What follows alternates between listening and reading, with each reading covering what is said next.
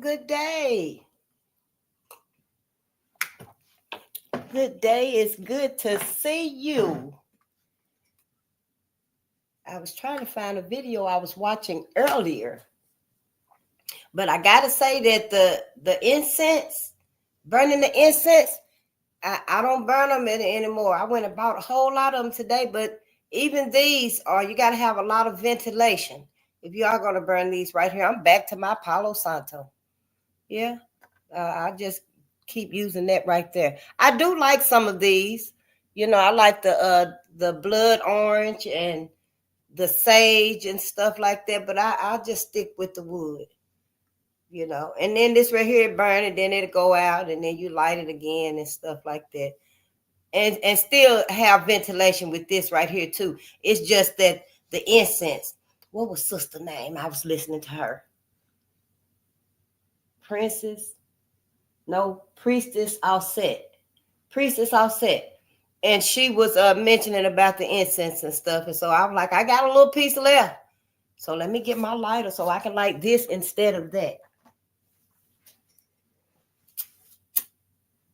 Yep, I wanted to come on tonight and finish our reading of this book right here, Property. And we're gonna move on to our next lesson and stuff. It's so much happening. Yep, it's so much happening. We're just trying to get on code. Just our people, we're just trying to get on code so we can be ready, prepared, able to sustain ourselves. Well, that's about as good as it's gonna do, but that's all I need. Just a little bit. Yep, the world is on fire. And, it's unfortunate because it's been plenty of opportunities to right these wrongs. It didn't have to come to what it is now. And now what's facing us, Black America, is we must get in line with the cosmos, with the higher energy, the cosmos and Mother Nature. We got to get in line with that, in alignment with that. We got to become our best, our spiritual selves now, so to speak. Yep, I know we ain't used to talking like that. I ain't. Anyway, where I'm from, it's very few of us. Most of us is just religious crazy. Everything religious. Oh, Jesus God. Yes, Lord. But it's a new day. It's a new day. We got new information. We got to change everything for us. It's not hard to accept once we realize we have been manipulated. We have been manipulated, misled on purpose. It's not hard to, accept it once you look at it for what it is. I know I don't think I would have slept for 43 years of my life now if I had this information that I have today. No, I don't think I would have slept for 43 years and just paid it no mind if I had the information that I have today. So, Black people, wherever you at and stuff, you got that decision to make today, now. The ancestors not going to wait. They can't wait any longer. The cosmos can't wait any longer. Mother Nature cannot wait any longer. Yep, Mother Nature is like if one more limb, if one more tree is cut. So, we out of time to keep pondering this and straddling the fence, trying to keep the peace. That's out of our hands now. I don't even want to let him in because I done put my plants over there. Oh, wait. Yeah, he'll be all right for a little while and stuff. But it's good to see y'all. This is a spiritual war. It's a spiritual war, y'all. We got to look at it like that now. Yeah. As sudden as it may be for some of us, but it's okay because you are on the right side.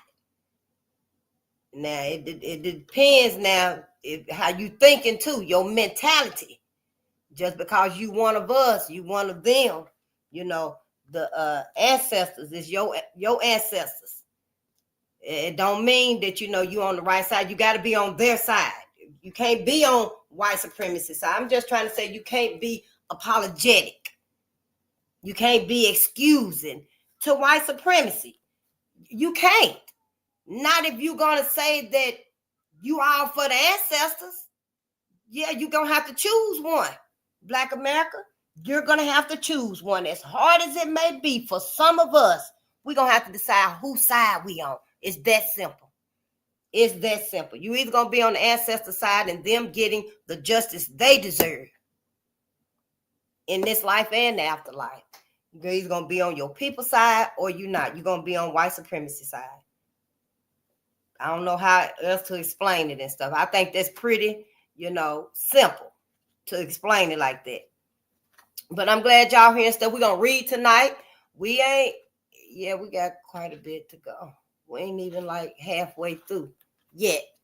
But that's all right. We're going to read this book right here. It's a different depiction of white women owning slaves and stuff. This right here is more like one family, the missus and the master, and his relationship with the slave, his dominion over the slave and stuff. I think it was her slave though, because the white woman had all the slaves. She got slaves when she was a baby, a little girl. White women would get slaves. Martha had over 150 slaves when she married George Washington. That was something. Matter of fact, I think it was in that book. They were her property because they were talking about white women, because we seem to be under the impression that white women weren't the brute like the man was, the white man was, but she was just as brutal, just as deadly to her slaves and stuff. And when we read this right here, we learned a lot about that and stuff. That right there has to be addressed too. The most kindest, docile, sweetest, gentlest ever. After all of that right there and stuff that my clan ancestors had done, I would be very docile and gentle too. But it ain't sincere though. Just make me think about so much. Yeah, don't even get her in my grandbaby's faces. Sure don't, honey. Oh, they so pretty. Look at them. You can't touch me or my grandbabies. Sure can't, honey. Yeah, we got to keep our eyes on the prize at all costs. We can't leave nothing to chance. Not with white America, we can't. Even though the world is motherfucking Babylon is falling. I don't know how she falling, but her ass falling. I don't know if she crumpling down and barely trying to make it and stuff. I don't know what stage she in, but she falling. Sure isn't. We're going to have to let it happen too. I don't know. I'm glad I'm on the right side. I'm on my ancestor side. I done made my mind up, y'all. I'm here for my ancestors. However, they want to get their vengeance. It's theirs. It is theirs. Let me get the fundamentals out the way, honey. Sure wills. It ain't just reality like we've been living. This illusion, the whole damn thing is broke. It's cracked. I wish I had a glass. I could just crack it right here for you. So you can see that whole illusion. The whole illusion we've been living is cracked. Yep, it's cracked. We're in a different reality now. We got to create our own reality now, a different era. Can't y'all feel it? I don't know how to explain this shit. If I'd have graduated, maybe I could explain it to us, but it's magnificent. And we alive to experience it. We can be a part of it. We can create it, our new reality. Everything that's going on and stuff, we ain't got to go along with it. No, you done drug us too long through your bullshit. Here is where we put on the motherfucking brakes. Yeah, we ain't going no further. No, we ain't going no further with no more anti-life, man-made, futuristic, I don't know what to call it, sci-fi life. No, we ain't going along with all that no more. Black people not. We getting off. We getting off. Just so we understand, the ancestors say it's time, y'all. We got to get off. For them. For them. If we can't do it for us, because we don't want to go into this. I promise you, we don't want to go into this new world order like this. Everything gonna be against us. Ain't none of that being built up to assist us, to benefit us. And hell, you see how society is now? They'll let anything happen to Black America. Sure will. They done did it before. And they'll do it again. Yep, they will do it again. But let's get the fundamentals out the way and stuff, because I don't want to keep us here all night. Because, honey, there's so much going on. The energy is just, whew. I know you feel it. You got to feel it. Yeah, start talking to your family and stuff because they're going to be confused, don't know what's going on and stuff. Let them know this shift is going on. Who was that Bobby Hemming said we got to stop thinking like a human and start thinking like a God? Yep. I'm just saying, yeah, it's a wonderful time to be alive and stuff. We can finally stand up for us. And I ain't got to worry about no motherfucker saying nothing because we want to stand up for our ancestors. Better not nobody say nothing to me about none of my ancestors. Sure better not, honey. That's the wrong end on this fight where you want to come in at because they deserve theirs. I know the Bible teaches us that God say vengeance is his. The Lord, I think the Lord say vengeance is his. And it might be. It might be. I'm not disputing it. They can't tell me what's really up there and stuff, how that really works up there. I say, from what I'm reading and stuff, vengeance belongs to my ancestors too. Now, don't be lying and pussyfooting and misleading us with all these mind tricks and word plays and beating around the bush. Vengeance belongs to our ancestors, y'all. It sure do, and they mean to have it. Yep, they mean to have it. Sure is. I don't know if y'all we all supposed to get on code so they can come back through us. I don't know. The elders were speaking about something like that. I don't know. You're going to have to tune in. You're going to have to tune in so you can make sense of it too, because it's happening for everybody. Even the animals waking up. Even the animals waking up. You seen how China came out and mentioned about them purses and them bags y'all done went and bought my sister for all that money and stuff. One sister just fell out of her chair. Like you poured some water and the water just ran out the chair and stuff because she got a loan to get a purse. Everything being revealed. Everybody saying, hold up, no motherfucking more. You ain't finna keep doing us like this. I don't know. Then come find out. That man in China said, yeah, they did go in cahoots, with United States. He said, but they use that money. They use their profit for their people. You see? He said they use that profit for their people. And they are better off over there. I don't think they got no medical bill, and I don't think nobody homeless. Hell, they probably growing food outside on the sidewalk because they don't have an agenda against their people over there. They say, hell, America is the one took that money and went and misused it, bought big old fancy 5-time ass mansion houses and stuff like that. That's what he said. Sure did. So, yeah, it's time for us to create something new because we getting off of that motherfucker. As far as I'm concerned, where is the black people that don't want to be on this motherfucking bullshit vehicle called religion no more? Yep. White supremacy, religion, it's all. White supremacy is the coat on religion. Yeah, take that coat off of it. I bet you it's white supremacy under it. It is, y'all. It sure is. Y'all didn't read this. Yep. You didn't read this right. How you were supposed to read this, Black America. I was listening to somebody earlier and they was talking about King James. I forgot who it was. It was a long video. I didn't even annotate it because I don't even know where all them notebooks and stuff like that for that one. But I'm going to find it again. I'm going to finish it because y'all need to know, Black America. You really need to know before you end up in heaven forever and ever and ever, eternity with white folks. A vision they ass done created. I ain't going. I just want y'all to know.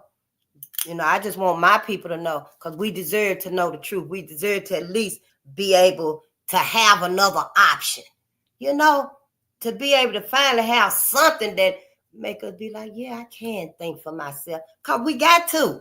I ain't spending my forever more of these motherfuckers. Shit. Yep. Oh, hey there, Rainwater again. And I knew El Ray is so good to see you. Yeah, you can. A channel recommendation. You sure can. Who is it? My sister. It's a sister. Well, I'm going to leave it minimized so I can see. Because, yes, honey, when I ain't on here and stuff, I'm listening and learning. That's what we got to do while we can. It's going to help us. We need to be meditating, drinking more water. I'm trying the best I can, honey, but it's been decades of my life not even knowing about this lifestyle. But it's so worth it. Yeah, take your time, be gentle with yourself, but let all that bullshit go so we can get on code. We might have to fly. I don't know. I know we might have to go back most definitely to telepathically communicating. We used to. Yep, these finna be our superpowers. We finna get like some superpowers up in this motherfucker. Sure is, y'all. What you gonna do? You gonna levitate? You gonna be moving shit? I'm just asking. I'm just asking. It's anything. Anything. And our ancestors in the cosmos, Mother Earth, honey, you can't go wrong. You better get on the right side of this struggle. I'm just saying. Yep. It's on prepping and self-sufficiency. Yes, you sure can, Demka. Let me write it down real fast. Demka, thank you so much. And y'all write it down. Yes. Hi there. How you doing, Call Dog? I am wonderful. Thank you on purpose. Yes, wonderful on purpose. Prepping and self-sufficiency. Yeah, because I gotta, catch up with the prepping. And I'm sure it's a whole lot of us that ain't even ready on this level that we need to be. So, go ahead and get multiple seeds and just start planting them. Just start planting them. I'm just saying, try something gonna come through after all of that. Your effort alone, putting that seed in that dirt, that's gonna bring you a harvest of something. Yeah, we gotta try it because the way things looking and stuff, y'all, ain't finna be no more food coming in through no ports. Yeah, that's what these folks done did. Y'all put your trust in all these damn people and shit, and they done fucked up and done fucked the world up. Yep. Mm-hmm.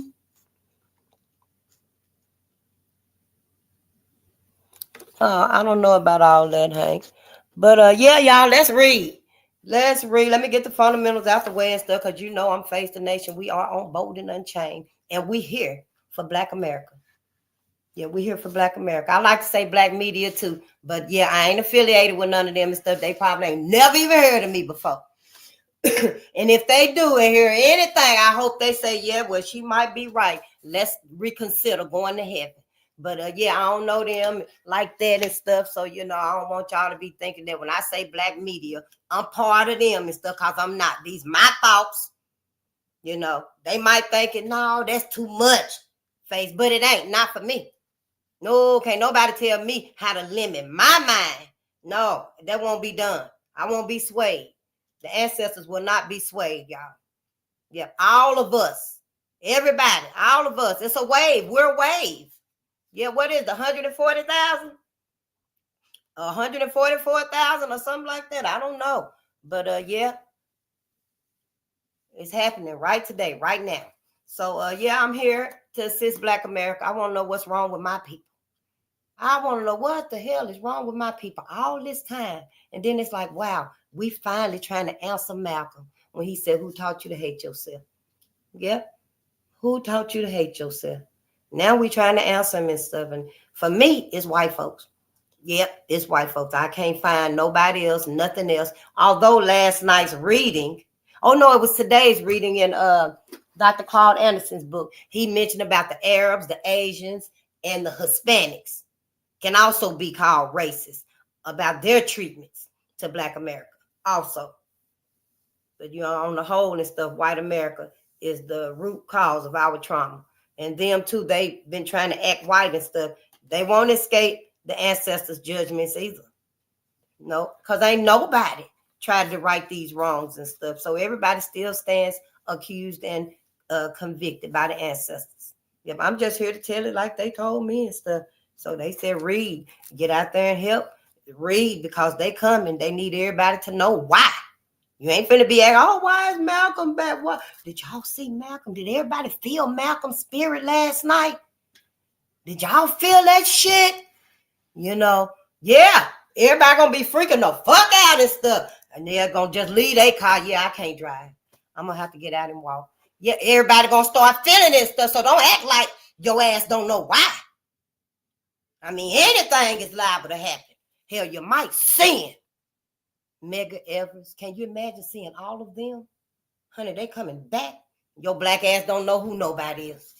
Yeah, honey. Black America, you better catch up. You better catch up. And if Jesus come back, Cesario Borgio, ask him some questions. Ask that man some questions. When you get to heaven and stuff, are you gonna be free? I don't want to hear that bullshit. Yeah, you're gonna be free. Yeah, you free to go and hobble around and stuff. Ask him directly, are you gonna cut my wings? Is y'all cutting our wings in heaven? Is it a back gate to them pearly white gates? Is it really Ku Klux Klan with robed horsemen galloping in the sky? Is there really cotton over there on the other side? I'm just saying. That's who you think coming back. But it might be our ancestors coming back. Because to me, if anybody got a reason and a right, if anybody got any business and any benefit in coming back to this motherfucker, it ought to be the ancestors. My ancestors. It ought to be Willie Brown. It ought to be Jim Grant, John Hartfield, who was the ones we just read? Richard Coleman. Remember them? Sam Hope.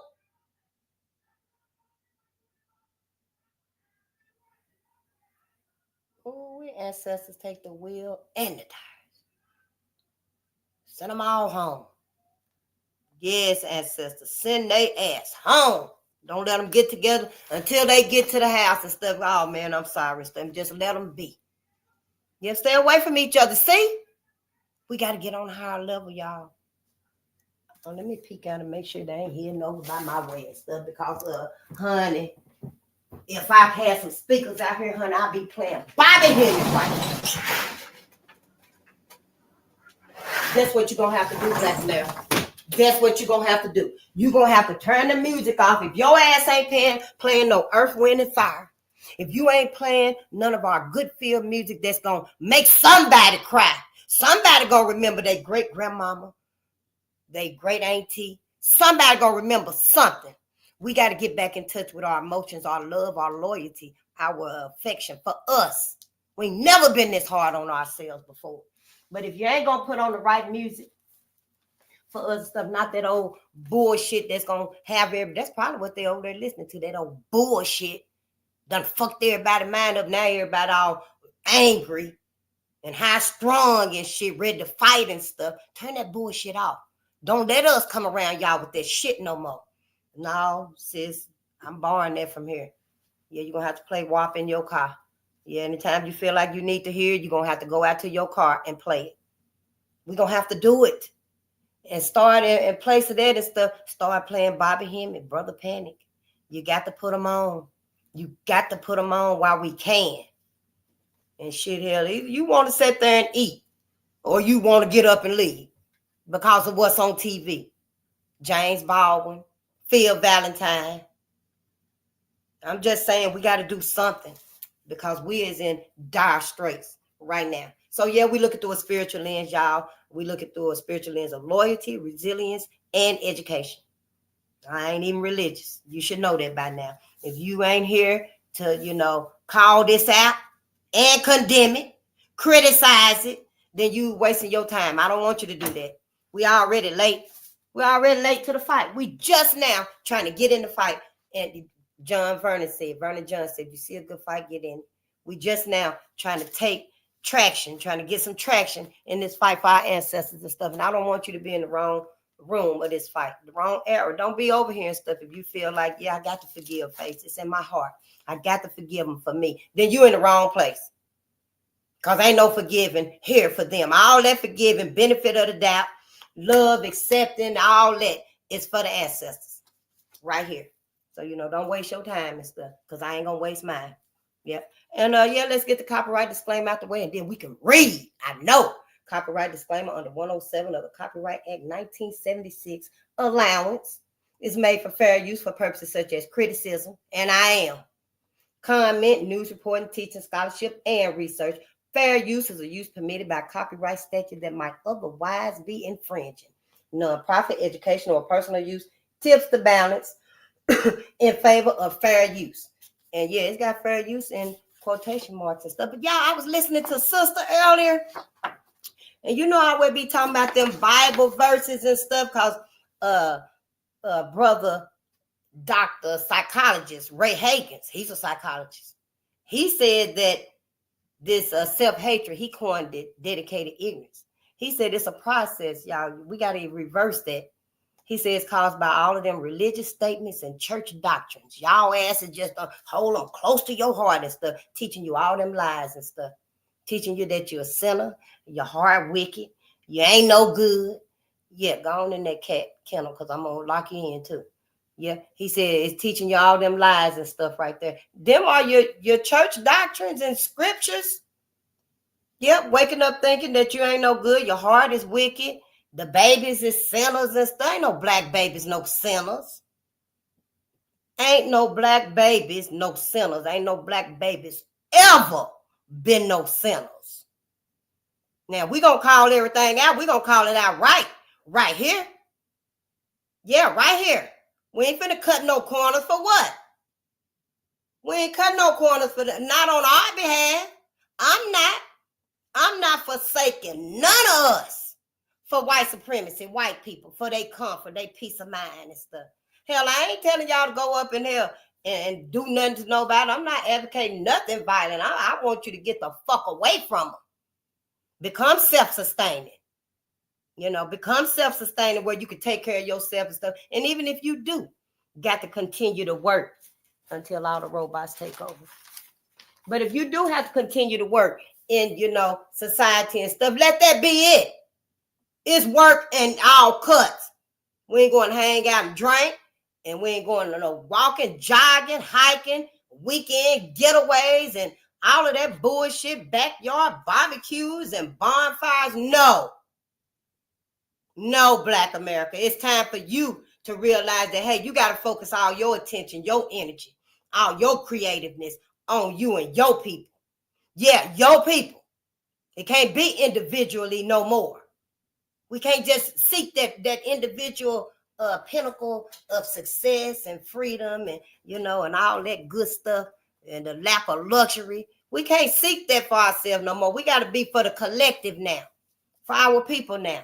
That's the only way we're going to get through this and stuff. But anyway, what I was saying about the Bible earlier and stuff, sister, that I was listening to, Priestess Offset Ra Amen. Yeah, honey, she was talking about one of them church doctrines, Luke 6, 27, 28. And what did it say?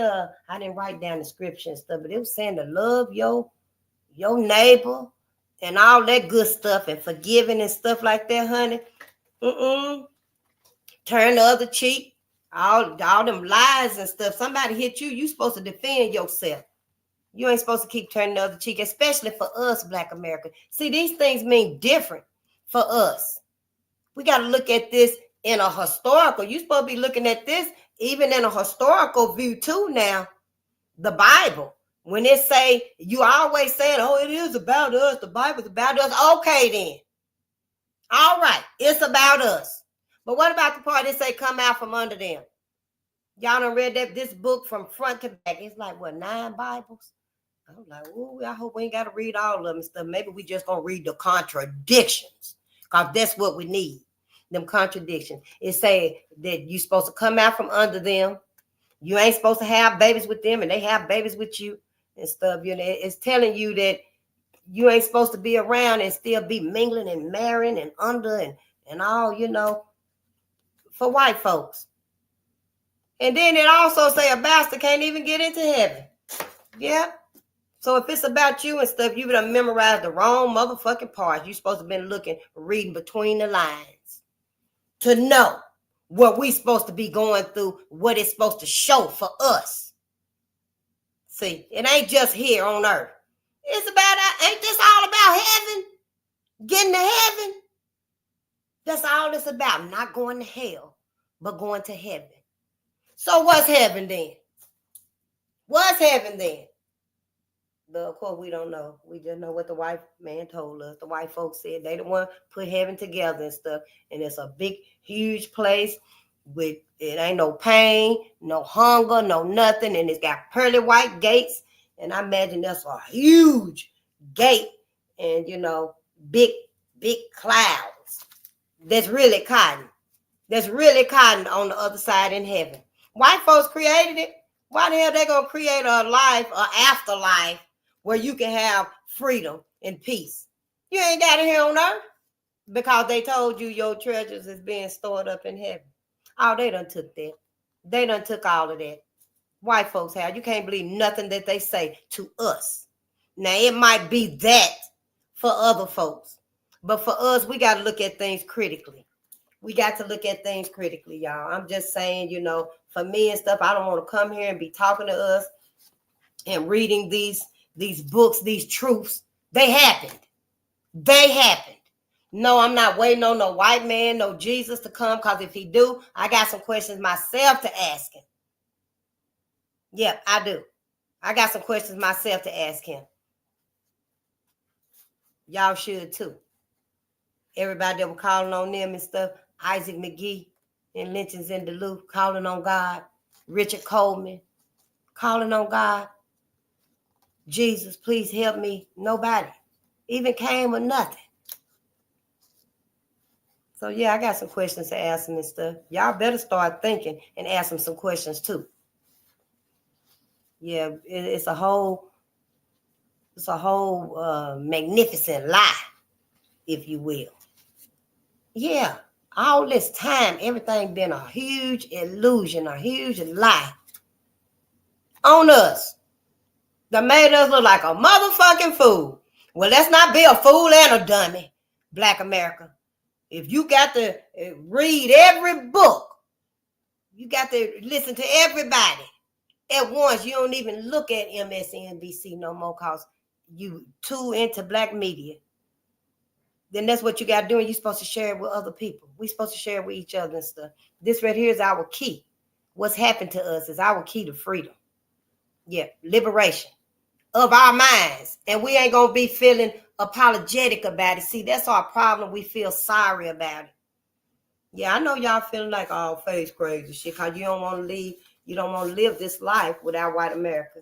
You can't imagine living without white America, but we done did it before. That's when we were our greatest, when we wasn't around white folks. Soon as we integrated, all shit went to hell. Yep, Tulsa had like 150-something businesses. Yep, then 10,000 Black folks ran for their life out of Tulsa in shock. Our people, I believe we still in shock. Yep, we just done put a Band-Aid over it. Yep, Dr. George DeGrasse said we ain't had no healing. We ain't had no healing, no therapy, no counseling, no nothing. White folks ain't had no therapy. They just is still fucked up and crazy and shit. Soon to fly off the deep end. They just took all this shit underground. Took all this racism underground.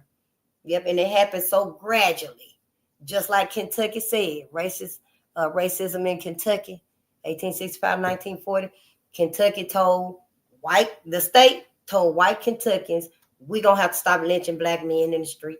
You gonna have to stop lynching them in the street and dragging their body. White folk were dragging Black men through Black neighborhoods. 3 hours, 6 hours after they done lynched them, mutilated them, roasted them, and then drag them through the neighborhood, through Black people neighborhood, hours at a time. And you sitting here and think that right here, we got some excuse and some forgiving. We ain't got none. We ain't got none. Sure don't, honey. Ain't nobody finna escape what my ancestors went through. Not even the babies. Them was the sinners. And then see, white people, they did it so long. All them babies was motherfucking sinners. After they started that shit, giving little bitty baby slaves and stuff, after they started that, every baby they had was a sinner. Don't sit here and keep telling us, my people, that our babies is sinners. When you look in that Black baby eyes, honey, you know damn well that ain't no sinner. Them just them mind games. White America done played on you. What my notes said. But psychologist Ray Higgins, my brother, he said that the true religion, religion got a true purpose. Ask your pastor. Yep, the true purpose is it's a cultural, psychotic, vehicle of intellectual and spiritual enslavement. Yeah, it's a vehicle of spiritual and intellectual enslavement. Your mind and your spirit enslaved. Yeah, that's the true purpose of religion. Because all you focus on is getting to heaven, not going to hell. But now we got new information. You better ask yourself what's in heaven. Who is in heaven? Who in heaven? The ancestors ain't there no more. Our ancestors ain't there no more. I freed them. Yep. I freed them. I knew it. That as soon as they passed on, Isaac McGee, 100 years of lynching, soon as everybody died from the murder, from the lynching, they went to heaven because that's all they knew at the time. That's all Willie knew was heaven and hell. So yeah, they went to heaven. However, cosmic energy, see, the cosmic energy wanted to be human. Cosmic energy wanted to experience humanity. So cosmic energy manifested as a black woman and a black man. Yep. So when they did transcend back after that brutal, horrific, inhumane lynchings that they endured, soon as they got on the other side, their wings retracted because they were innocent. They had cosmic energy's protection. It took a long time though. Maybe it was somebody else before me. I don't know of none though, because I ain't never heard of it, that we ain't supposed to go to heaven. I ain't never heard of this, whatever you may call it, revelation. But once they got on the other side and their wings retracted, they were safe. They didn't have to have their wings cut. No, they didn't have to have their wings cut. Now others that go like present day. Remember our brother Telby? And he was so rude and disrespectful, in love with that white woman and stuff, honey. And accident happened, if you want to call it that. I don't know. He probably would want you to. But he was real rude. Said that he would rather fuck a dog than a black woman. And it's got to be a white dog. Can't be no black dog. Can't be no brown dog. No, don't bring me no yellow dog. Got to be a white dog. And he was very rude to his mother, his grandmother, his great-grandmother, every greatest grandmother that we've had. So yeah, he in heaven where he want to be. That's where he want to be. But everybody else, you can leave heaven. Yep. And you know what happened? The ancestors, all of the ancestors, where's 100 years of lynching? Everybody's wings came out. Everybody's wings protruded out. They grew back out and they flew the hell up out of heaven, honey. Sure did. They ain't in heaven no more. They ain't in heaven no more. Yep. All of them. Yeah, they ain't in heaven no more. Tom Wilkes, who was Sam Holt. Yeah, he was Sam Holt in this book. However, I did a little bit of digging on it and stuff. And his real name was Tom Wilkes. However, the media often took the black men's names and gave them another name or didn't give them a name. That's why we've been reading about the unknowns. They don't know their name and stuff like that. They further take their identity and demean them as men and stuff. More mind tricks, inhumane, cannibalistic actions that they do. John Peterson, George Wells, Richard Coleman. Richard Coleman won before 14 years old. He was the one that the man was putting cayenne pepper in his eyes and stuff, and they were taking them real hot irons and they were sticking it on him. No, that wasn't him. They burned him at the stake, though. It was just horrific things and stuff. All of them only knew Jesus and God. See, they only knew about Jesus and God. A lot of our people didn't know about Yahushua and Yahweh. I don't think nobody was calling on Yahushua and Yahweh during this time right here. And if they did, they probably still ended up in heaven, because Professor James Smalls and them said that all of it is on the peripheral of African spirituality anyway. But then, is crooked in the way that it's been used to get you to go to heaven. Yep. The rest of y'all with different denominations and stuff, is that y'all in goal heaven? Or do y'all be looking forward to the afterlife? Or do y'all be looking forward to heaven? Like most black people do. Look forward to heaven. There's no such thing as the afterlife. I want to know. Just put it in the chat. I'm just asking, because there is a such thing as the afterlife, and you can be free there in the afterlife. Ain't no white people there either, y'all. Ain't no white people in the afterlife. I don't think it's other groups of people in the afterlife either. No, because they resonate white folks. It's all about your frequency and stuff. They resonate white folks. Yeah. The cosmos manifested the black woman and the black man. That's who go to the afterlife. Forever and ever and ever and ever. I'm going to the 12th and never. I don't ever want to live another existence with white folks. So yeah, I'm going to the 12th and never. I'm going to the multiverse. To the very end. Yeah, white folks can only go to the first universe.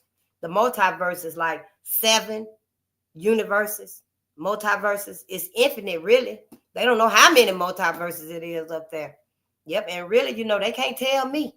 They can't tell me about what they don't know the beginning is. I ain't got no beginning. That's why we're timeless. Before the cosmos even manifested a black woman and a black man, it was birthing. It was giving birth to storms, stars, new planets, rainbows. It was giving birth. And that's why, when it wanted to experience humanity, life in the flesh, it manifested as a black woman and a black man. Yep. And a black woman's womb. Our wombs are symbolic of the universe. The exact image of the universe is black, black, black, blackity, black, black, black.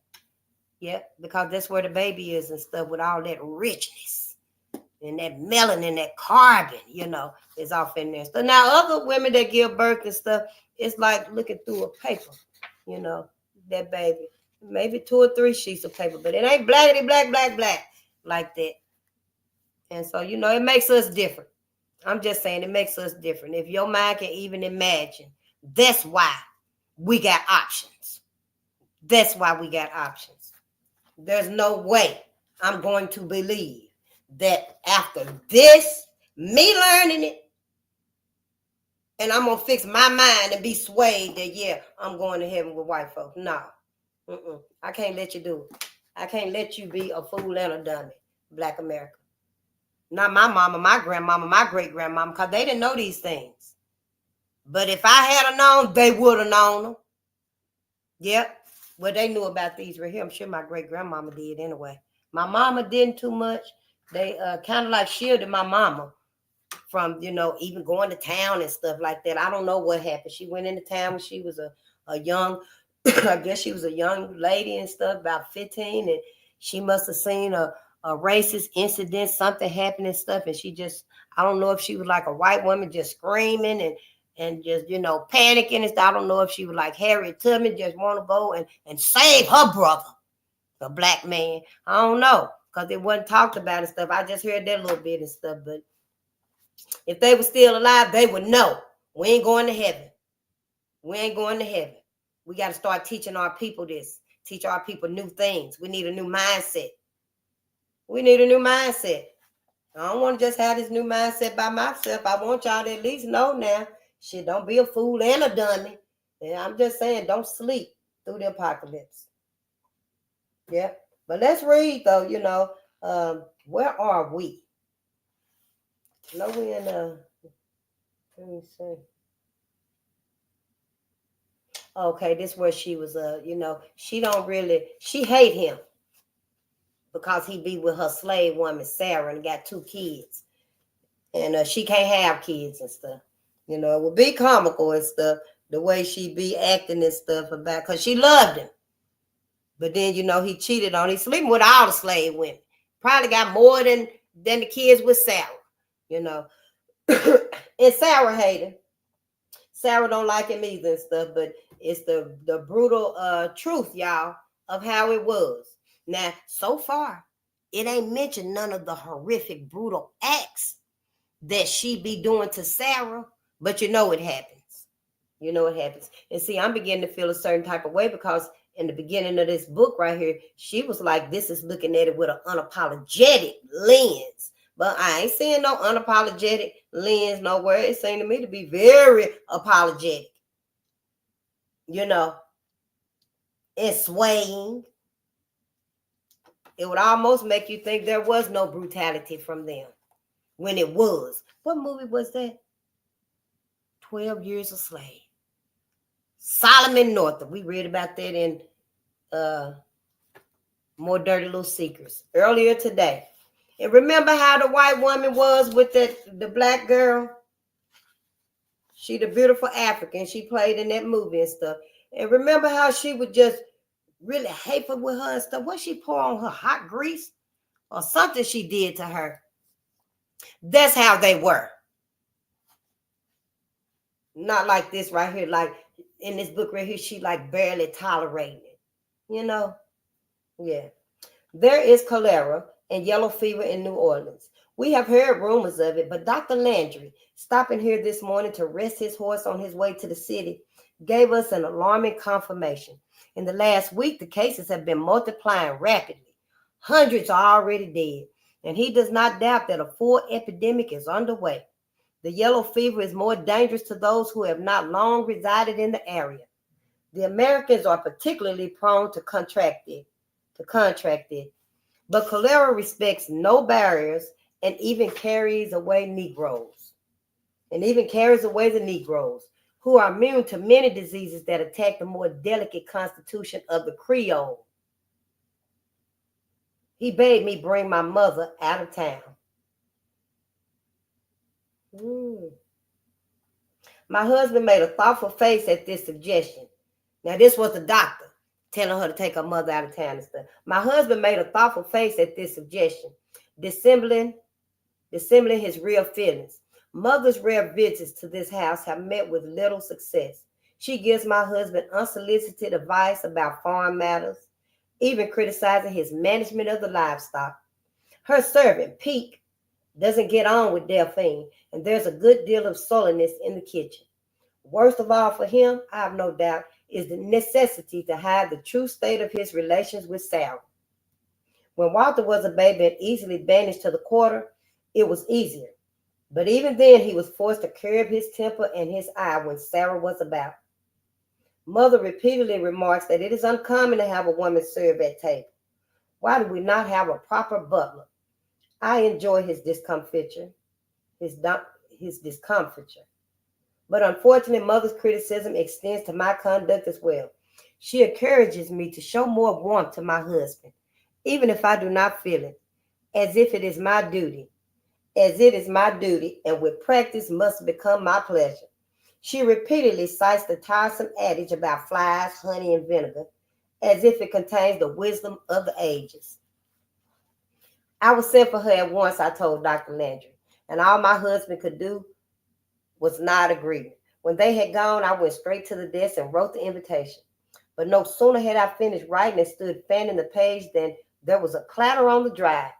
A barefoot mulatto boy came running into the hall, breathless from terror. He said he had been stopped 3 times on the road by the patrols, who demanded his pass and quizzed him closely on his business. Fortunately, my mother's doctor had written urgent on the letter he was carrying and stamped both the envelope and the pass with his seal. Otherwise, the boy exclaimed, he would have been shot off the master's horse.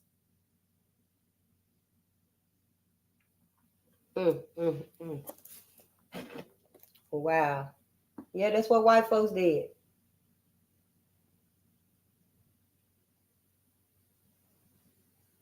I took the letter. A chill ran along my spine at the feel of it, and I sent the child to the kitchen to be fed and comforted by Delphine. I broke the seal and took out the single sheet of paper. Sheet of vellum, Vellum. Dear Manning, Manon, that's her name. Dear Manning, the letter read, I'm sorry to inform you that your mother is badly taken. I fear she will not last more than a day or 2. She has asked me to send for you. You'd best leave at once. Sincerely, J. Chapin, M.D. My husband came in as I stood rereading this brief message. I couldn't remember Mother ever being seriously ill one day in her life. It's from Mother's doctor, I said to his questioning look. He says she is dying. Is it the cholera? He asked. He doesn't say, I replied. Fake sympathy muddled his expression. I saw through it. I saw through it his deep calculation, to which I dealt a sure and devastating blow. I'll be off as soon as I can pack, I said, walking toward the stairs. Then, as if it were an afterthought, I added over my shoulder, I'm taking Sarah with me. Because you know Sarah was her slave.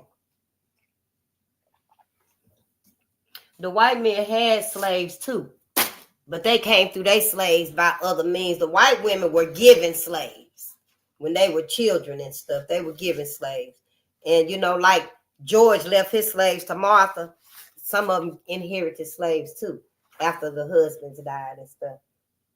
Oh, what is this? Chapter what? Oh, chapter 2. We on chapter 2, y'all, in Ville. Oh, yeah, this is Property by Valerie Martin. Yep. Yep. And this right here is like a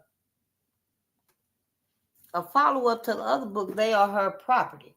But They Are Her Property was more general, in general terms right here. This one right here, like I explained, this is about one family and stuff. Part 2, in Ville. Nothing could have been more laughable than the touching scene of our departure. The master bids farewell to his wife and servant, tremulous with the fear that one of them may not return. But which one? He wishes I might die of cholera, and fears that she may instead. I wish he might be killed while shooting rebellious Negroes. She wishes us both dead. He actually had tears standing in his eyes. He took my hands and poured upon me a look of tender solicitude. Write to me and let me know that you have arrived safely, he said. Rose came in carrying Sarah's baby, a sight that dried up his tears fast enough. The poor creature becomes uglier every day, and his hair has come in thick, curly, and red. Sarah took it up and rested it against her shoulder, patting its back absently. What could happen to us, I said. I'm not sure, and that's how she talked to the kids and stuff, to the babies. She couldn't have kids. She couldn't have babies. But she talked about Sarah's babies. I'm not sure whether you would be safer there or here, he said. That is the intolerable state we've come to. He looked out at the waiting carriage. For a moment, I almost pitied him. He is so bound by the lies he tells himself. He can only play at feelings he thinks he should have. He cast a furtive, twisted look over my head at Sarah, and my pity dissolved in a familiar wave of bitterness. We must be off, I said, signaling to the boy to come in for the trunk. Sarah went ahead, carrying the baby in a small travel case. My husband followed me. As I climbed into the carriage, he put his hand under my elbow to assist me. Take care, Manning, he said. I fixed my blandest smile upon my lips as I settled into the seat, arranging my skirts amid the bustle caused by the trunk being lashed into place. Rose, handing up a package of biscuits and ham, the driver bounding to his bench and speaking to his horses, the creaking of leather, the crack of the whip, the jolt and groan of iron on wood as the wheels began to turn, and we pulled away. I raised my hand to my husband, who stood on the steps waving awkwardly. Walter burst from the bushes and ran towards him, his arms thrashing the air, his red hair like a fire burning up his head. He threw himself at his father's legs, screaming, either from joy or pain. There was no telling, and my husband was forced to lean over the child to keep his balance. Perfect, I said to Sarah, who was watching also, squinting against the sun. A perfect picture to remind me of the charms of home. More carriages were leaving the city than going to it, though we were overtaken by 2 doctors on horseback. Both assured me that the danger was not so great as the populace feared. They exaggerate everything in New Orleans, Dr. Petrie of Donaldsville assured me. It's part of the pleasure of living there.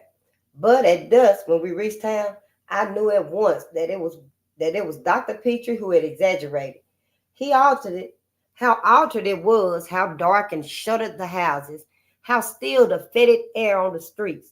There were torches lit at intervals along the way, and a sulphurous smoke that spread like a dirty yellow blanket settling over the buildings. To my horror, we passed a wagon laden with dead bodies. They were wrapped in linen sheets, and a heavy canvas had been thrown over them, but their feet, bruised, blue, and swollen, stuck out at the back and sides, as if still seeking one last step upon this world. The driver, an aged skeleton Negro who did not so much raise his eyes as we passed, could have modeled for death himself.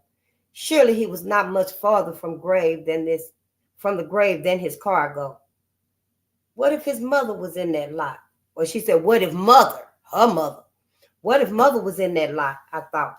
I closed my eyes and made a vow that if she was not, and if she were to die, I would take her to the cemetery in my own carriage, rather than see her carted off in so promiscuous a manner. Sarah's baby was mewing. Then, as her mother tried to comfort her, she gave her over to a loud, nerve-wracking wail that made me want to pinch her in the street. Yeah, pitch her into the street. Can't you make her stop? I said after a few minutes of this. She hungry, Sarah said, shifting the child to her shoulder. Sarah was wide-eyed, her upper lip damp with perspiration, and she was holding herself in an unnaturally stiff position. Her chin pressed into her neck, her nostrils pinched as if she was having trouble breathing. She's scared to death, I thought. She'll be as much use as a cat when we get there. I'm thinking his ass raped her. But I digress. At last, we turned onto Rue St. Anne. That's R-U-E. Onto Rue St. Anne and pulled up in front of Mother's cottage. It, too, was shuttered. I had rarely seen it closed up so entirely. I leaped from the carriage, ran up the few steps, and yanked impatiently on the cord. I could hear the bell clanging in the back of the house, then silence. For a moment, I feared I was ringing a bell inside a tomb. Then, to my relief, I heard footsteps coming toward the door. It was Pete, Mother's cook. She opened the inner door hesitantly, then, seeing me through the shutter, pulled the latch and floored a bolt to let me in. Sarah had climbed down and stood beside me, her baby fretting against her shoulder. Miss Manning, Pete said, your mama is a little better today. Go straight back and quiet that child, I told Sarah. All a sick person needs is a whine baby in the house. I went into the parlor. How dreary and dark it was, and how still. Sarah continued out through the dining room to the corridor. Pete stood on the step waiting for the driver to unfasten my trunk. My eyes fell upon a framed portrait of Father on the side table. He'd had it made for Mother when they were first married. He said the artist had romanticized him, that his hair had never been so thick, his jaw so prominent. But Mother maintained it was a good likeness. I wish you were here, I said. I miss you so. Then I went through the dining room to Mother's bedroom door. Mother's not an easy patient, and I am certainly not constituted to enjoy nursing duties. She is too weak to stand, petulant and weepy, unable to hold down anything but clear broth, and probably hell for that black lady. I know she was. Dr. Chapin has visited regularly and yesterday pronounced her to be improving. But he confided to me as we left the room that it was not uncommon in this disease for a patient to rally for a few days and then to be taken off suddenly. Her own view is that the doctor is killing her. Indeed, his treatment is bleeding and laxatives, which to be effective, he insists, must be administered at frequent intervals. As Mother's fever has broken, he has relented, and the result has been a gradual strengthening of our patient. Keep him away from me, Mother says every time the bell rings. She prefers Pete's poultices and teas, which smell strong enough to drive a devil from the room. I look forward to the doctor's visits if Mother does not.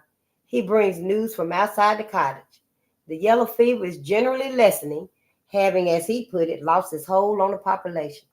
The cholera has carried off 100 people this week, many of them Negroes, at great expense to the community.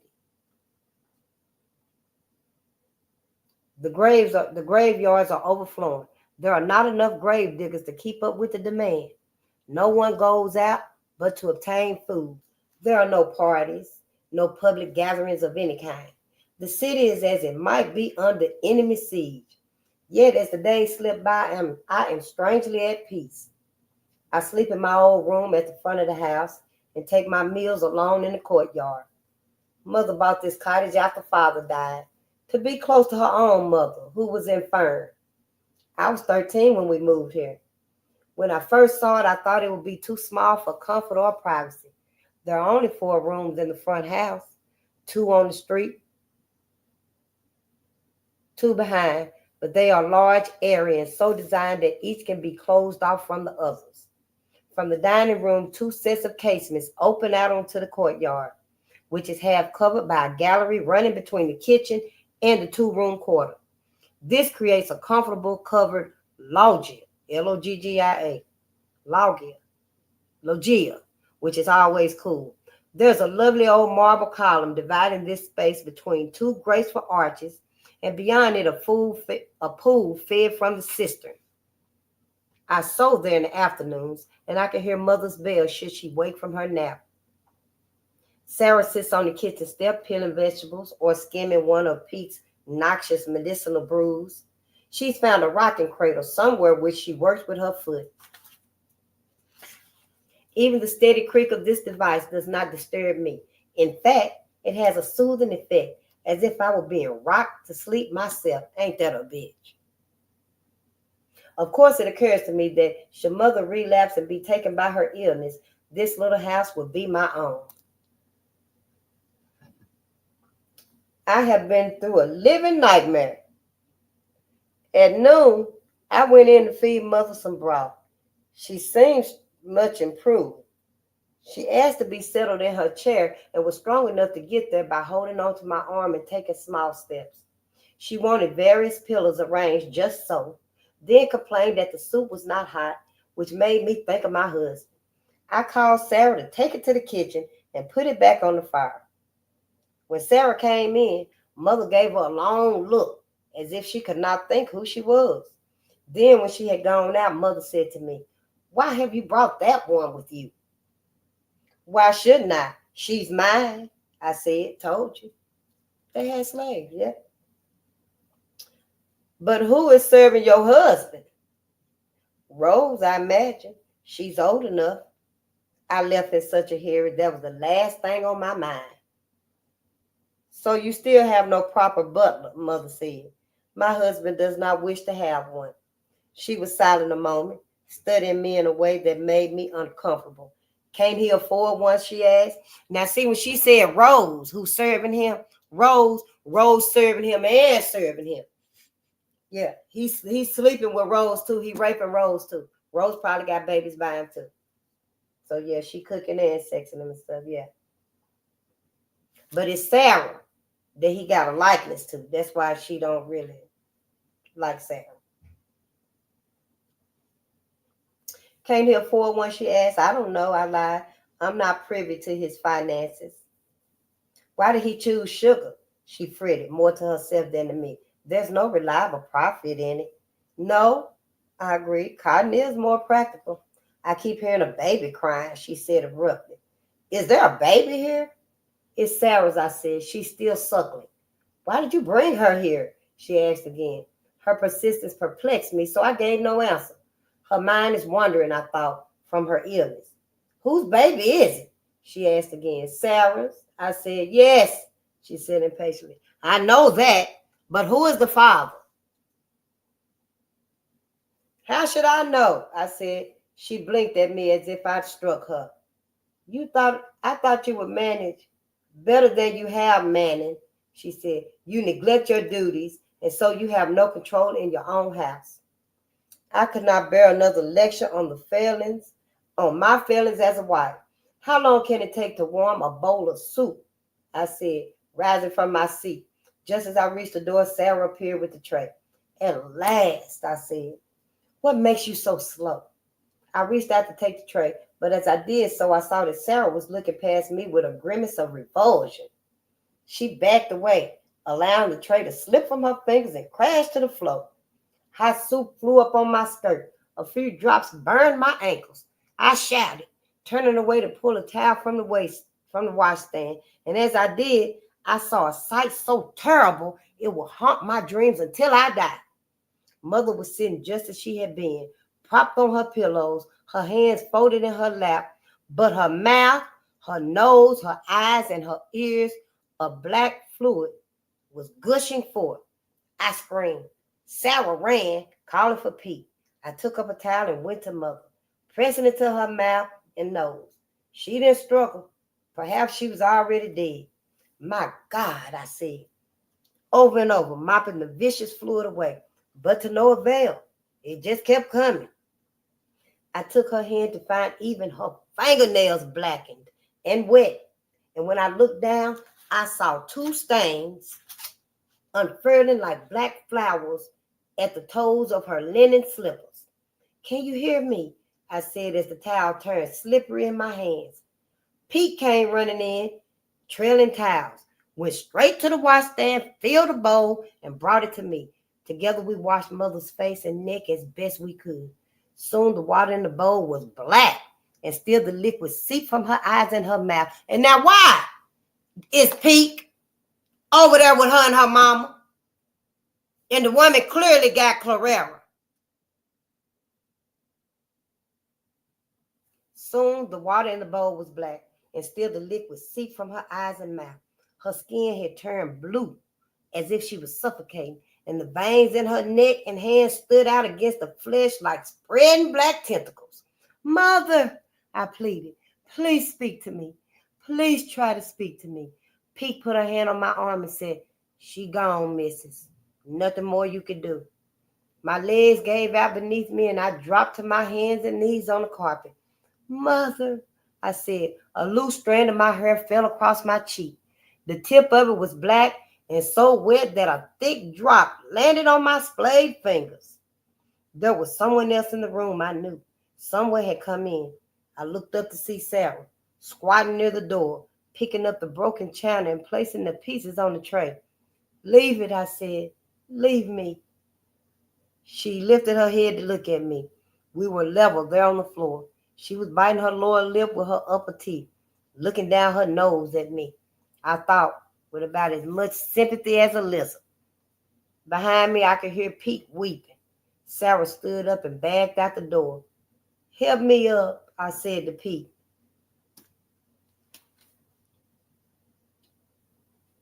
I think Sarah and her baby need to get the hell up out of there.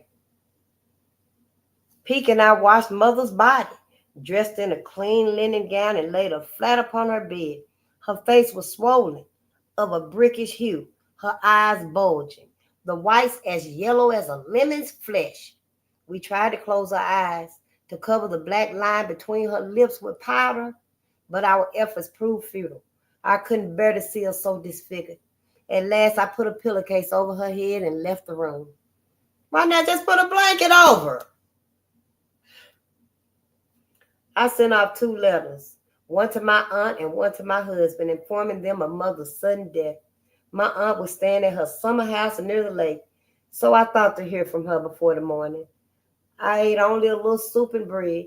Then I called Sarah to sit in the court with me and help sew together 2 sheets for a shroud. Pete was burning a bit of horse skin and a hoof, which is said to ward off the infectious vapors of one who has succumbed. It filled the air with an odor bad enough to punish the living for having survived. Pete, who is usually talkative, was quiet, tending her fire with a stick, occasionally wiping a tear from her eyes. That she had to go over there and help that woman, and that woman was sick. She's afraid to ask what would become of her, I thought, and I couldn't tell if she did ask, as I don't know what is in Mother's will. Not only that will if she were free, but is now she finna get sick too? We finished our work as the daylight faded. I had Sarah light the lamps in the parlor and went inside. I was certain I would not sleep, as I had forgotten my tincture in the rush to depart. I couldn't bear the thought of lying awake in my room. But what else was I to do? I was tired of sewing, my thoughts too agitated even to read a journal. It did not seem proper to play the old piano, which was probably out of tune. I went to Mother's desk with some notion of organizing her papers. Though she was the most orderly person I have ever known, and I doubted I would find anything amiss, I heard Sarah's baby screaming from the kitchen. Bring me a glass of port, I told Sarah, and then get that child and come sit in here. I'm expecting a letter from my aunt, and I want you to answer the bell. She filled a glass at the sideboard and brought it to me. I opened a drawer and took out Mother's account book. Sarah stood next to me, watching my hands as I turned the pages. What is it? I said, but she made no reply and went out. I ran my finger down the column of numbers in the margin. After Father died, Mother sold the farm and most of the slaves, used part of the profit to buy her house, and she invested the rest to create a small income. She kept track of every penny. I saw at once that she had been living well inside that income and had, in fact, been steadily increasing the capital over the years. If my husband gets his hands on this money, I thought, it will be gone in a month. I recalled Sally Pemberley, who had managed to rescue her dowry from her husband's extravagance, and resolved to learn the name of her lawyer. In a side drawer, I found 3 packets of letters neatly tied with black ribbon. 2 were from my mother's brother. The 3rd was from my grandmother. At the back was what appeared to be another, older account book. The edges were frayed, the brown leather covered much faded. As I opened it, Sarah came in with her baby and sat on the settee near the door. The child was whining softly, but as soon as her mother had opened her dress, she grew quiet, occasionally making lip-smacking sounds like a man savoring his meat. With a thrill, I recognized my father's handwriting, page after page of it, closely written, the entries dated. It was a diary started just 2 years before he died. What a treasure, I thought. But I had no moment to read even one sentence before the bell rang and Sarah leaped up, detaching the baby from her breast and buttoning her bodice as she went to the door. I closed the diary, thinking to examine it at some quieter time. Sarah came back in, followed by a boy I recognized as one of ours. He means to stay the night here, she said. It's too late for him to go back. Has he a pass? I asked. The boy produced a strip of pasteboard from his pocket and held it out to me. Master say I should stay, he said. He said boldly. He say mistress sent a letter by me in the morning. I've already written to him, I said. Our letters have crossed. The boy hung his head, casting a stealthy look about the room at the same time. A stealthy look about the room at the same time. Very well, I said, breaking the seal of the letter. You may stay. Yes, missus, he said. I rang for Pete, who came in covered with flour. This boy is to stay here tonight, I said. Where he to sleep? Oh, let me go make sure he ain't been in my garden in here, because he sure been quiet. Because, honey, I will go off.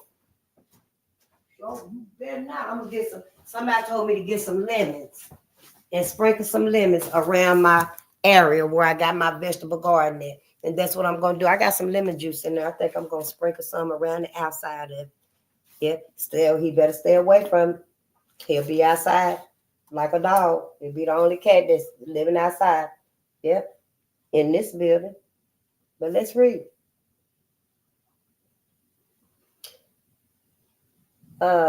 Very well, I said, breaking the seal of the letter. You may stay. Yes, missus. I rang for Pete, who came in covered with flowers. This boy is to stay here tonight, I said. Where he to sleep? Pete said, eyeing the child. The kitchen table? Just make a place for him, I said, extracting a single sheet from the envelope. As the boy followed Pete back to her domain, I moved close to the lamp to read my husband's cramped handwriting. If only I'd had an example of his epistolary style. Yeah, epistolary. If only I'd had an example of his epistolary style before I agreed to marry him. But he had been careful to send the briefest messages, apprising me only of his expected arrivals and departures in town. Stupidly, I took his terseness as proof that he was a man of affairs. But now I know it is because he is so dull he could think of but few words to say. This missive, though brief, was unusually expansive and informative.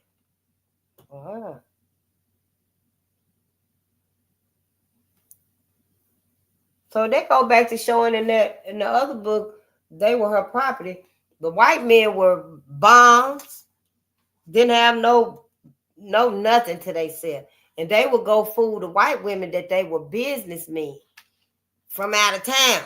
And then the white woman would fall in love with them and marry them and stuff. You know, she got her slaves and stuff since she was like a little girl and stuff. Then she would find out, oh, his ass ain't got nothing. And when the creditors started coming and stuff, they was able to take the slaves, which was her slaves. So the white woman got smart and stuff, and they came up with a law where the man, even if he was in debt, if they lose everything, she get to keep her slaves. Yep, a whole law. Yep, that book right there said that white women profited more than anybody out of slavery. Like almost 100%. I'm thinking like 97%. But, you know, it didn't give no specific percentage, but it said almost 100%. Yep, I believe it too. My dear Manning, I write to tell you of events after your departure. As we discussed, I joined the patrol at Chatterley. We rallied 15 Negroes from the swamp. 10 are dead, 5 awaiting sentencing. The leader was a devilish mulatto from Plaque Mines, Plaquemines, who had escaped from his master 4 years ago.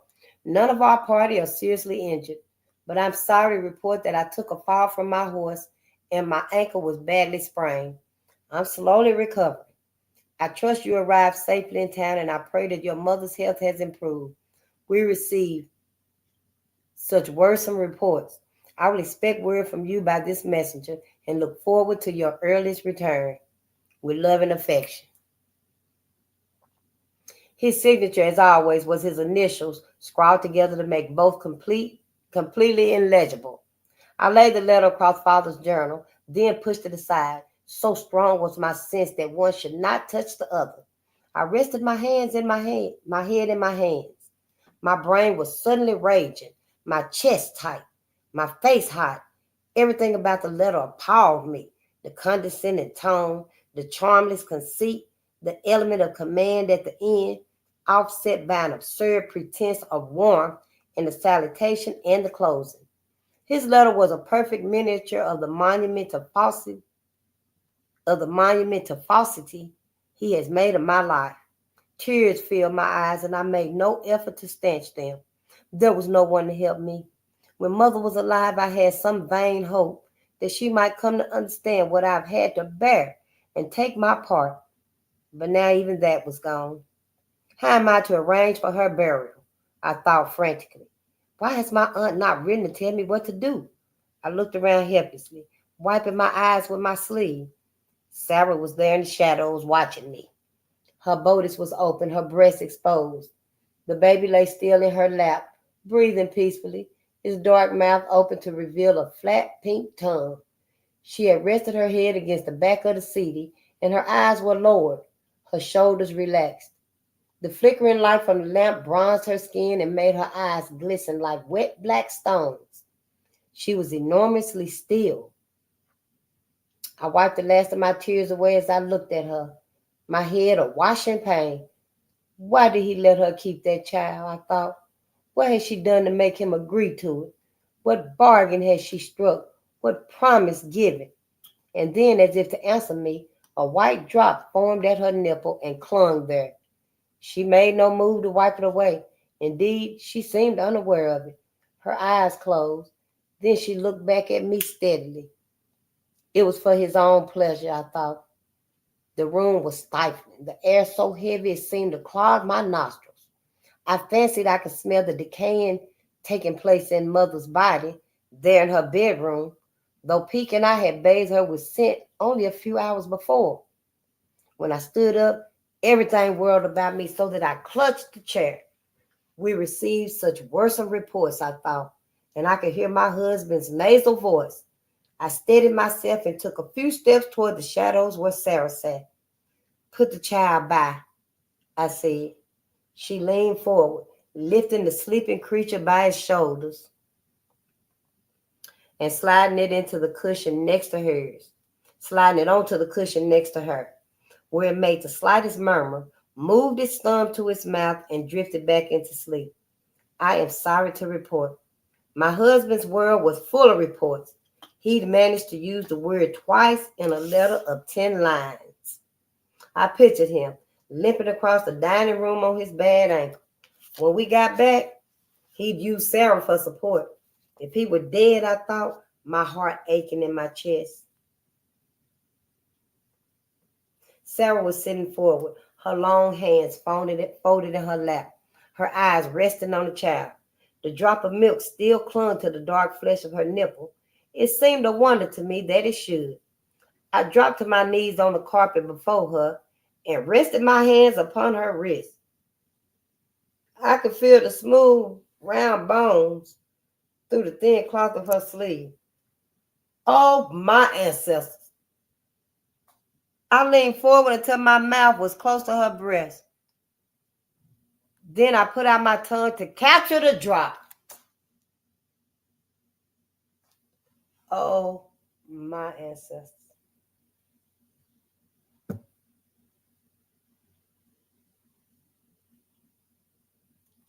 Ooh.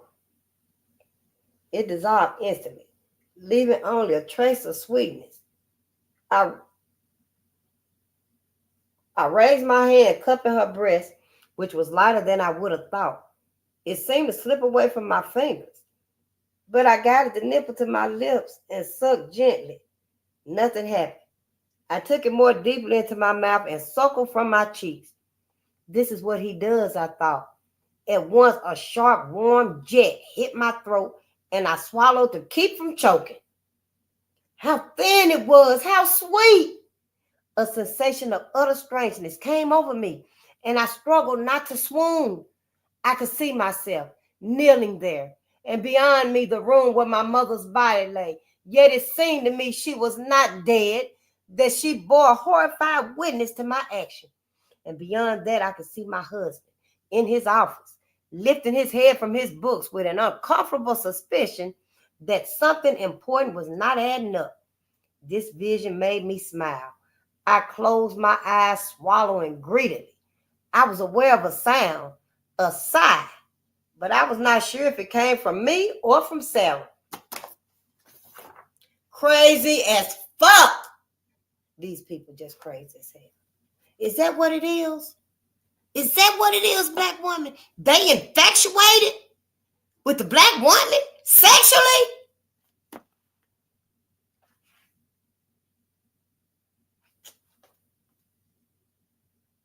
And then in the other book, it tried to say that the white men had a sexual perversion. The white men's anger and rage, that beastly clamor rage, was because of a sexual perversion. But with the lynching of black men, it wasn't no sexual acts. It was sexual mutilation. It wasn't no intercourse. When they finished torching and taunting and lynching and burning and black men, they went home and had sex, perhaps, most likely, because she telling about, oh boy, I thought you were trying to bite me, because she telling about her husband's games with black slave boys, and it would make him get an arousal, and he go and take it out on the slave women. Because remember, she couldn't have kids no more. She couldn't have kids, so she had a doctor to say that wasn't no need in sleeping with her. She couldn't give him no kids or nothing. So that's when she told him just leave her alone. She don't care what he do. So when that happened and stuff, and he get that arousal and stuff, he go take it out on the slave women. So that's why I got kids with all them slave women. I bet. Wow. Ooh-wee. Yeah, get away. Get away from them. That's the only thing we can do. Get the hell away from them. Let somebody else be their pet now. Some other group of people can pet white America and comfort them and keep them at peace and comfort, and not us.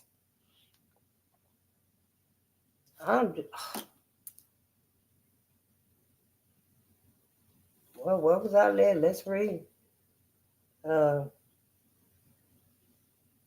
She didn't know who it was coming from, her or Sarah. How wonderful I felt. How entirely free. My headache disappeared. Damn. My chest seemed to expand. There was a complimentary tingling in my own breast. Oh, damn. I opened my eyes and looked at Sarah's profile. She had lifted her chin as far away from me as she could.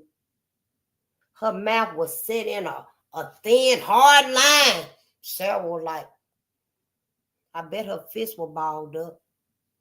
And her eyes were focused intently on the arm of the seated. She's afraid to look at me, I thought. And she's right to be. If she looked at me, I would slap her. Oh, wait! The bell sounded so harshly, we both leaped to our feet. I turned to the desk, wiping my mouth against my hand. Sarah hastily fastened her dress and went to the door, glancing back only to see that her baby was secure on his cushion. I heard the bolts pulled, the creaking of the shutter hinges, and then my aunt's voice coming toward me. My poor darling, she said as I went to her and she embraced me. What a frightful time you must have had. Look, you are as white as a sheet. I came the moment I received your message. And just don't know, this lady done sat here and sexually assaulted Sarah. In a town where half the population is dead and the other half is hourly terror, and the other half in hourly terror of dying, it is no easy matter to arrange a decent funeral. Mercifully, my aunt set herself to the task at once. She sent an announcement to the newspaper, ordered the casket and a private hearse, and notified the cemetery of the proposed ceremony. I would have preferred to bury mother in St. Francisville with father and my two baby brothers, but there was no time, nor place for her there either. So she must be laid to rest in the Petrie crypt with her mother and grandparents on her mother's side. My aunt and I made a list of mother's relations and friends. Wait a minute now. Why they finna have a funeral? And she had black blood coming out of her and stuff. I'm just saying, it's saying to me like, they probably should have cremated her. But let's read. My mother and I, while she went out to engage the priest, I sent cards to these people. I added Joel Borden's name because he was so kind to mother and she's so fond of him. I doubted that he was in town, but I wanted him to be notified upon his return. We had just finished dinner when a second letter arrived from my husband. It was in his formal style, as if he recently made my acquaintance, and referred to my mother as Mrs. Gray. I read with relief that he was unable to attend the funeral because of his recent injury and the pressing necessity of the repairs to the mill. How far away, how long ago, my life with him seemed, as I read aloud his expressions of regret and sympathy to my aunt. It's just as well, she observed. We don't need anyone else being carried off by this pestilence. As soon as my poor sister is buried, we should all leave town until the weather turns. But I had no wish to leave. Toward dusk, my aunt and I went into mother's room to place her body in the shroud. My aunt pressed my arm and said solemnly, Manning, I have seen how this disease disfigures its victims. I pray you will understand when I say I would rather not see my sister's face. I can't wish anyone who cared for her to share the memory I have, I said truthfully, and she touched my cheek in sympathy. We left the pillowcase covering mother's face, slipping the shroud over her body and stitched it closed at her feet. We sat in the parlor sewing until it was dark. I was so exhausted I continually spoiled my work, ripping out as many stitches as I put in. My aunt, observing my frustration, urged me to bed. As I passed through the dining room, I heard Peek and Sarah talking softly in the court. Peek was still weeping. There was a tearful catch in her voice. Unless mother made some other plan for her, I thought, she is mine now. Sarah was doubtless telling her how hard life will be when she comes to the country. In truth, I hate to bring her there because she won't get on with Delphine, though they are much alike. We have no need for a contrary cook. Another mouth to feed, I said as I collapsed across the bed. straight into a dreamless sleep. The foul vapors of the sick room were inadequate preparation for the pestilential stench of the cemetery. Pestilential.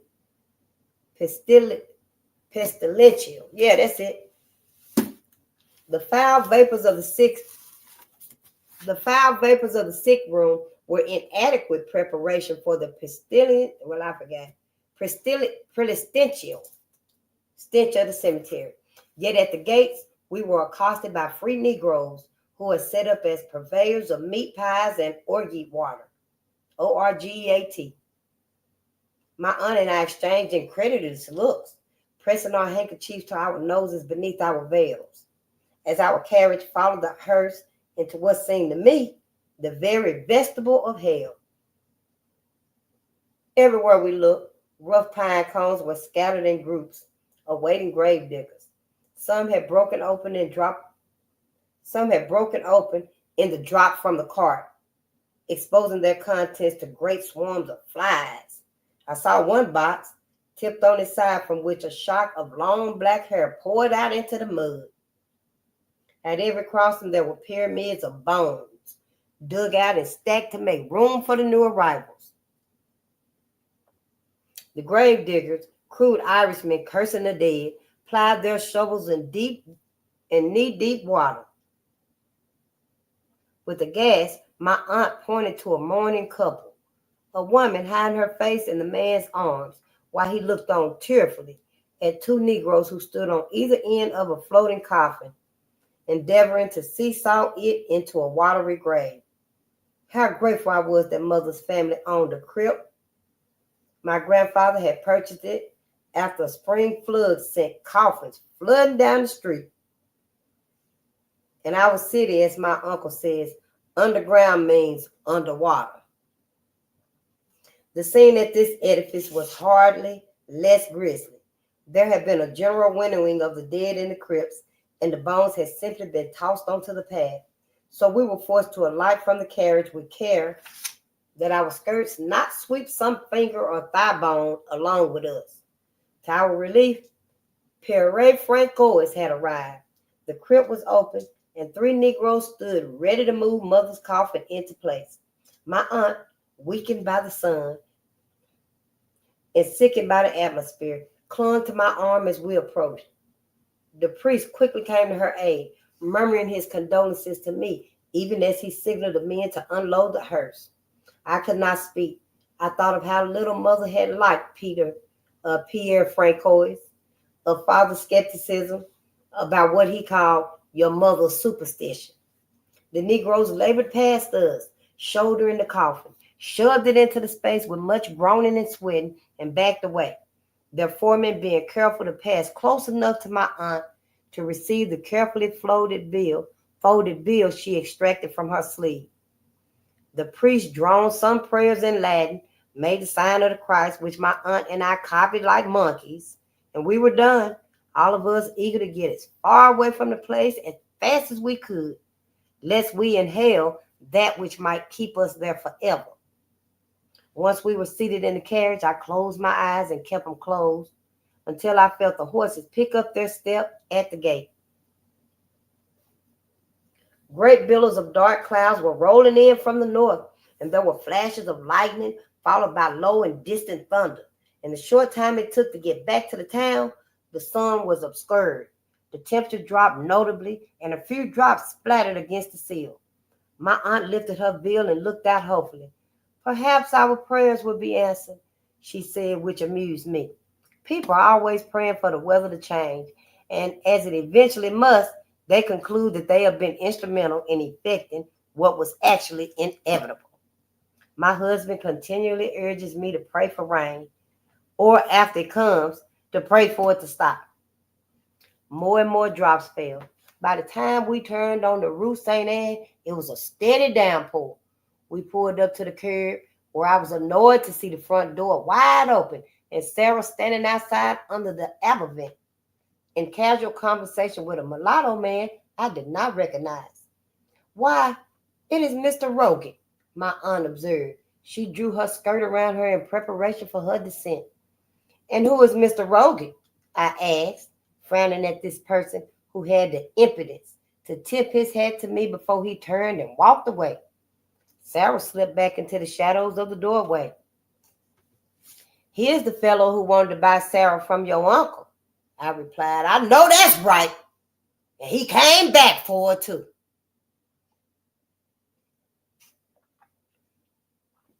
Here's the fellow who wanted to buy Sarah from your uncle, he replied. But then you know the uncle gave Sarah to her. Yep, to keep him from getting her, marrying her. He was in love with Sarah. Sarah was in love with him. And she still lives. He was quite a pest on the subject.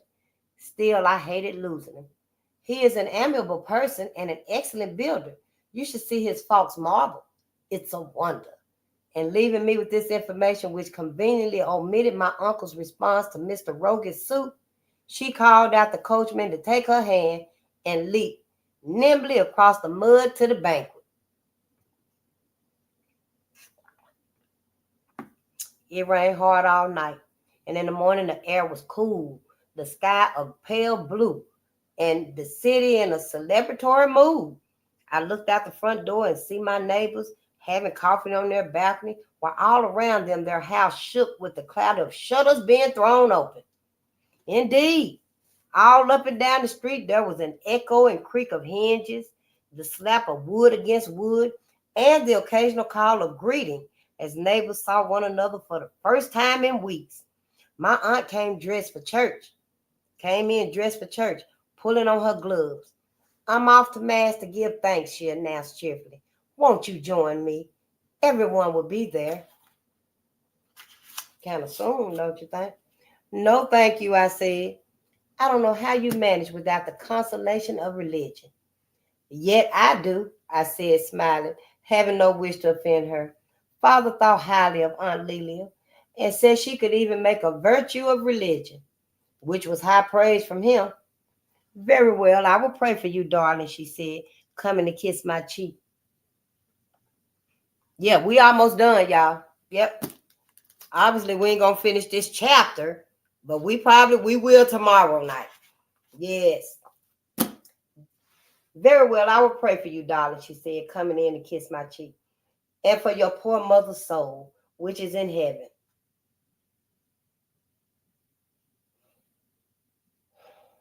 Sarah came in carrying the breakfast tray.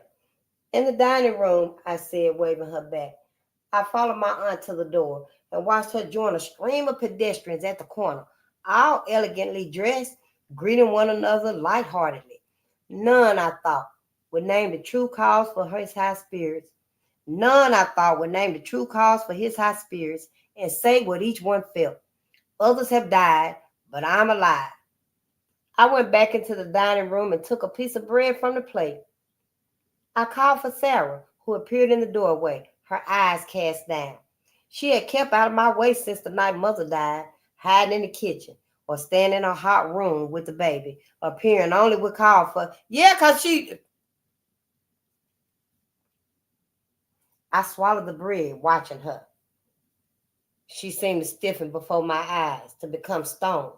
Even her eyes didn't blink. It is a trick she has. You must know, I said, that servants are not allowed to receive visitors at the front door. Yes, missus, she said, moving on to her lips. I sat down at the table and tore off another bit of bread. Pour me some coffee, I said. She picked up the pot and leaned over me, directing the hot black steam into my cup. I was certain she knew I was all about Mr. Rogan. Who was the man you were speaking to yesterday, I asked. Now her ass trying to be jealous.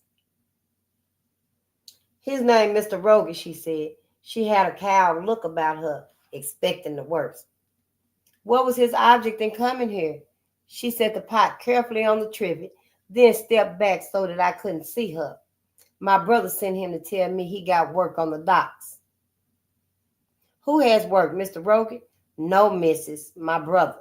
He hired out from his master to work on the docks. And what is your brother's name? Clarence. I sipped my coffee. A brother, I thought. What a clever invention. I wondered if she made it up on the spot or if she and Mr. Rogan had worked it out together. It's unusual, isn't it? I said, for a free man to carry messages between two slaves. Of course, she made no response. After sufficient silence, I tired of having her standing behind me. Leave me, I said. Go and tell Pete to help you open the shutters. Well, let's just see what's going to happen in the next few pages. Mother's estate is left entirely to me and is greater than I thought. She has set aside a small inheritance I knew nothing about, and it has grown impressively. So I am to have the house, the furnishings, sufficient income to live comfortably, and two slaves, Pete and a boy named Isaiah, whom mother has hired out to a baker in town. All this is mine, and yet it is not mine because my husband can and doubtless will dispose of it just as soon as I can get it. Is there no way to preserve this to myself? I pleaded with the lawyer. Not unless you were to divorce your husband, he said, and that could take years. In the meantime, he would have control of the estate. Free the slaves! My aunt sat beside me, her lips pressed tightly together, trying to block out the word divorce by batting her eyes. Of course, when your husband passes away, the property will all come to you, the lawyer reassured me. If there's anything left of it, I said. As we left the lawyer's office, I observed to my aunt, the laws in this state are designed to provoke the citizens to murder. She gave me a disapproving look. It's the same everywhere, she said. A woman's property is her husband's. My husband won't want Pete. What am I going to do with her? Picky is a problem, she agreed. Come and have coffee with me and we will discuss it. Mother's will requested that Peak should not be sold at market or hired to any establishment, and that she not be required to leave the city. As mother had written, she has a terror of country life. I have no wish to keep her, I told my aunt when we were seated in the drawing room. Would you want her for yourself? Yeah, they just gave slaves to each other. Yeah, birthdays, holidays, whatever. Yeah. No, she said, my Inez is an excellent cook, and the unhappy truth is that Pete is not an accomplished chef.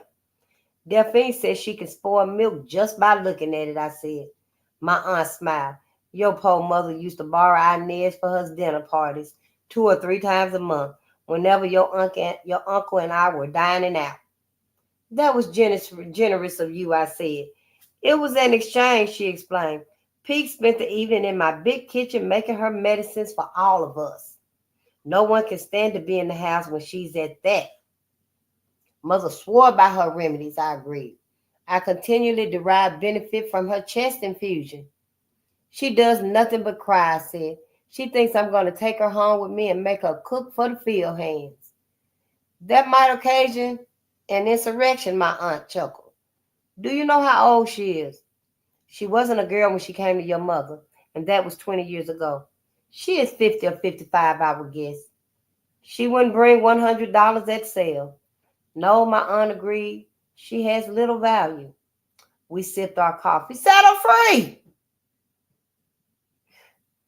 We sipped our coffee. I felt at ease, lighthearted, as I seldom do, but as I once did. The furnishings, the paintings, the carpet in my aunt's drawing room all reminded me of happier times. Even the leafy pattern on the saucer in my lap seemed designed especially to please me. She should be with someone like mother, I concluded, a widowed lady, living alone. And one not particular about food, my aunt added. I can't think of anyone in the family. We'll have to find someone to give her to, I suppose, I said. That seems much the best course. Is there someone in the neighborhood? After a few moments' thought, my aunt replied, I don't know of anyone, but you might ask Pete. She may have some idea about what to do herself. Set her free. Okay, let's see. Yeah. And to my surprise, my aunt was right. When I called Pete into the parlor, I was prepared for a scene of tears. No, people ready to get the hell away from their ass. Tears, lamentation, but as soon as I had related the stipulations of mother's will, She dried her eyes and showed a keen interest in her fate. Miss Favre would take me to nurse her mother, she said. Her house 3 blocks from here. How can you be sure? My cousin work in her house. He already spoke for me, and his mistress say she take me, but she won't pay no high price. Are you acquainted with this lady? I bought her a remedy for her son one time. He suffered from the croup. He got better when the doctors couldn't do nothing for him.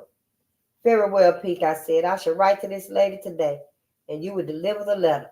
She nodded her head a few times and went out, folding her handkerchief and smoothing her skirt without so much as a word of thanks. And the other lady gonna set her free. Yeah, I'm just saying, I ain't reading this stuff. We'll finish this tomorrow. Thank you so much. Thank you so much for being here, for listening to the ancestors, listening to their stories, their experiences. It matters. This very well matters, y'all. This is our life and our afterlife that we learning about. How to handle it. Where to go from here. Where do we go from here? It won't be back. Yeah, but I thank you all so much. I really do. And the ancestors, thank you so much. Oh, you are so welcome, Elijah Farrakhan. Greetings, Bolden Unchained. You're so welcome. I enjoy reading. I enjoy reading our stories to us, telling our stories. We can't let them erase us. Our stories, our history. The good, the bad, the ugly, the savage, and the ravishness. We can't let them erase it. Yeah. You erase it off of your boards and stuff. Let them erase it off of their boards if they don't want to see it. But they ain't going to erase it from our boards. They're not going to erase it from our hearts, from our minds, telling it to our children, teaching our children as they grow older and stuff. Let them know the brutalness, the savagery, where it really come from. When they come of age, you got right to let them know where the true savages are. See, it's not us. Don't make all of us have to be savage and ravishness and stuff because we got some hot heads out there. Them hot heads out there are just reacting to all this restlessness. So much restlessness, our mind, our body, our spirit. You know, we ain't got no peace nowhere, Black America. Individually, you may have some peace, but collectively, we ain't got no peace. We ain't got no peace, and it's time to get it now. You know, and I thank you so much. And as always, process this tonight. Take as long as you need to process these stories that we are learning. These histories, these truths, they're true. Document it.